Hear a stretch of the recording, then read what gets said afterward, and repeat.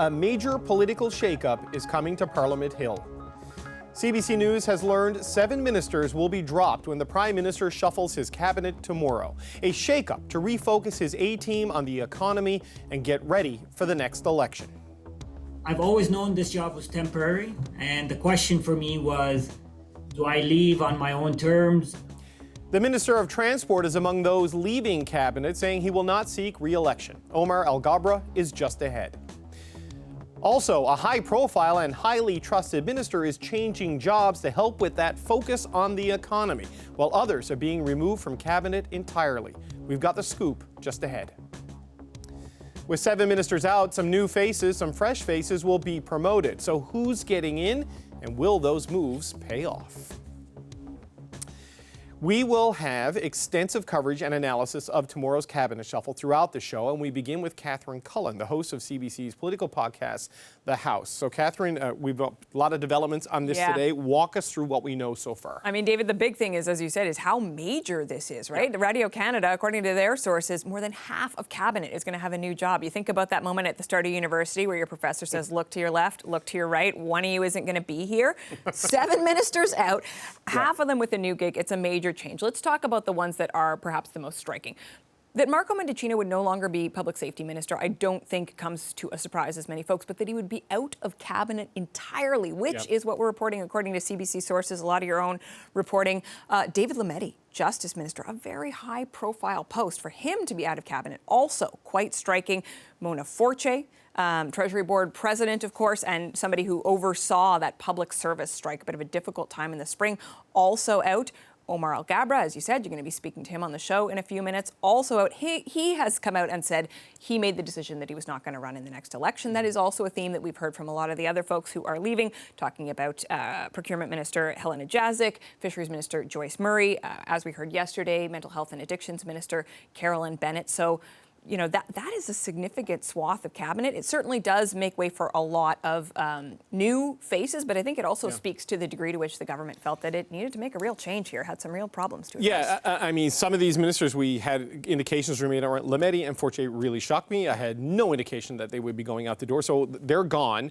What are we learning about who is still in cabinet and where they might be going? Yeah, well, we have been conducting some stakeouts of those meetings that the Prime Minister has been having with his cabinet. We saw Sean Fraser, our CBC colleagues did, Bill Blair heading into those meetings, and Anita Anand, who you mentioned a moment ago. She is, according to our sources, not going to be defense minister on the other side of this, which is really remarkable when you consider both Russia's war on Ukraine and how heavily involved she has been in Canada's contributions there. Also, the defense review, you know, there are recruitment problems. There's a lot going on. Exactly, a lot going on in the Canadian forces. She's going to be moving to, we know, an economic portfolio. So I think that is certainly going to be an important move to watch tomorrow. But there are a lot of changes coming, right? I mean, we're looking at a new Justice Minister. We should say we do know some folks who are still staying in place, and those are big positions in the cabinet as well, right? Chrystia Freeland, Melanie Joly, our colleagues at Radio Canada now matching reporting that our colleagues at The Star have done, saying François-Philippe Champagne is also going to be staying in place. Stephen Guilbeault. So, you know, some of that core group staying, but really this is a massive overhaul. Yeah, and there's other reporting. Look, the Toronto Star and Reuters, Anita Anand, Treasury Board, Bill Blair, Defense, leaving emergency preparedness. Mark Holland to Health is some of the reporting, and the Globe is reporting Pascal St. Ange to the Heritage portfolio, replacing Pablo Rodriguez, who's going to go to Transport. Now, we haven't confirmed that independently, but it is out there in the age of social media, so I wanted to bring it up. But like, as you said, Catherine, a big shuffle, right? 7 people out, which means if they replace one for one, 7 new faces coming in, more than half of the portfolios will change or be restructured in some way. What do we make of this kind of a reset and a shuffle of this magnitude? Yeah, I mean, I think it really does speak to the extent to which, I mean, the government is, be it overtly or tacitly acknowledging that there's some real issues that need to change. And look at the areas where we are seeing change. I mean, we're hearing from our sources that the emphasis is really supposed to be on the economy, although the industry minister and the finance minister are still staying in place. But we know housing is going to be a big emphasis tomorrow. They have really been hammered by Pierre Poilievre on that issue, and frankly, Jagmeet Singh as well. And more importantly than that, it's something that I think a lot of Canadians are just experiencing in their day-to-day life, be it the cost of rent, worries about renewing a mortgage. Also on the security front, we should say, if indeed we're seeing changes areas, public safety, defense, emergency preparedness. I think that speaks and to justice. And justice. It speaks to the degree to which the government feels it hasn't really gotten the handle it wants on those issues. It's struggled under some of those files. We know also foreign interference has been all over the place. It speaks to all of that. So some real big changes tomorrow. I mean, no doubt we're going to be hearing a lot about how this is a fresh new face. They're ready for whatever challenges may be in front of them, a changing world, all of that. But I think today we're really focusing on the folks who are on their way out and things that haven't gone the way that they've wanted it to. Okay, Catherine, thanks for bringing us up to speed. That's the CBC's Catherine Cullen. We turn now to one of those ministers on their way out of cabinet. Minister of Transport Omar Alghabra announced this morning that he is stepping down from his role and will not be running in the next federal election. And he joins me now. Minister Alghabra, welcome back to the show. Great to be with you, David. Thank you for the opportunity. So we saw your video. Tell me, why did you make this decision? When did you make this decision? David, this has been a very long process where I had to spend some time thinking about my future, thinking about my contribution to politics. As you may know, I got first elected in 2006. That's 18 years ago. 6 elections later, I've won 4, I've lost 2. I've served as an MP for almost 11 years, as a minister for 2.5 years.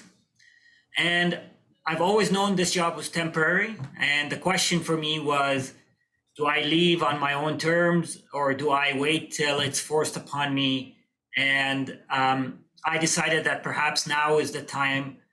Given all those years of service, I've gained so much during those years, and I think it's an opportunity for others to have an opportunity to serve the country. You say leave before it was forced upon you. Does that mean, were you worried you may be getting dropped in this cabinet shuffle, or you could be defeated in the election? Is that what you're talking about, those sort of things? I mean, I guess, are you leaving on your own terms here, or you think maybe you might have been dropped in the cabinet shuffle tomorrow? I am leaving on my own terms, David, and look, of course, I serve at the pleasure of the Prime Minister, and I am honored to have gained his confidence 2.5 years and regained it again after the last election. But when I say forced, in politics, a lot of things can happen. You named 2 of them: the Prime Minister, choosing not to reappoint me, losing an election. But there are so many other factors that could happen in the election, or in politics, I should say. And I'm grateful that I've had the opportunity to serve with pride, with integrity, and I thought that given the length of service that I've had, given the opportunities that I've had, this is probably as good of a time as any for me to decide to announce that I'm not running again. So when did you inform Prime Minister Trudeau of this decision? Last week. Last week. Okay, so you're one of 7 ministers who are leaving for various reasons. Either they're not running again like you, or the Prime Minister felt a need to make a change. We've yet to get a full explanation as to why some of the changes are being made. What do you make of the size and scope of a shuffle like this? 7 ministers out and more than half of the cabinet changing completely. First of all, David, it's not unusual after many years of service that some politicians choose not to run again. It is the natural progression of the life of a politician, but it's also a natural progression of any life of any government to reboot, to readjust, to reconfigure its cabinet. And the Prime Minister and the government are in the process right now of rejigging the cabinet to focus on certain priorities that are important for Canadians. So I think this is of course, it's an interesting, change to watch and to comment on, but I also would say it's a natural part of any government progression. They're looking at this as a reset, right, to get ready to fight the next election. This is going to be the team that takes them into the next election. What do you think needs to happen tomorrow to put the Liberals on that footing that they are so desperately seeking? While we don't talk about COVID much, and thankfully we are not seeing a resurgence in the virus and its impact on our public health, even though it's still with us, but the impact that COVID had caused is still with us. And our country, just like the rest of the world, is going through an extraordinary period of time. We're seeing it happen all over the world: inflation, economic uncertainty, a rising cost of living, and our government has been focused on supporting Canadians during this unusual time, and to a large degree with success. We're seeing one of the lowest, if not the lowest, inflation rate in the G7. We're seeing one of the better economic growth rates in the G7. Having said all of that, people are still feeling the impact. And of course, the government needs to respond to those anxieties, need to respond to those concerns. And our government has been doing so. And of course, there's always room to keep fighting what we're confronting and keep coming up with new ideas, with new solutions. You know, one of the things that struck me about your time in politics, Minister, is the social media videos you would do, reading the mean tweets and some of the just awful, despicable comments that were directed at you, as a cabinet minister, as a Muslim. How did you find the ability just to deal with that? And does that sort of toxicity, did that play any kind of a role in your decision that you're at the end of your time in elected politics? David, first of all, I am proud of my journey, not only in Canada, but in politics. Mm-hmm. I came to Canada as an international student on my own without my family. And I studied engineering, I studied business, and to find myself later on sitting at the cabinet table is something that I will forever be proud of. And it's a testament to Canadians and to Canada. But of course, there are a small number of people who are happy to promote toxicity online. And I am sensing that there's a rising temperature, and unfortunately, it's being fed by mainstream politicians who are misleading the public by first, as they call, what do they call it? Anger farming, rage farming. And at the same time, pretending that there are some magic buttons that anyone can push to solve all of those problems. So while I found strength because of support around me, because of my friends, because of my colleagues, but I'm worried about the future generation who want to consider running for office. I'm worried that a young woman who's contemplating a future in politics looks at this environment and second guesses herself or changes her mind, which is really unfortunate, because the beauty of our democracy in Canada is that we invite everyone to participate, whether they want to run or work or participate. And we should not let the minority, the small minority, have a veto over those hardworking Canadians who want to get involved in shaping the future of their own country.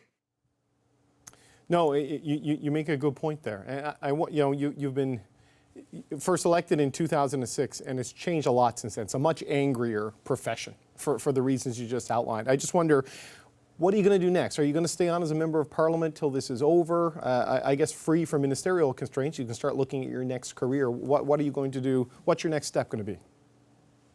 Look, I will be honored to continue to serve my constituents in Mississauga Centre as their member of Parliament until the next election. And then I really don't know what the future holds. I am looking for it. I'm excited about the opportunities that are before me. I know for a fact that I will never find another job as good and as rewarding as the job I have.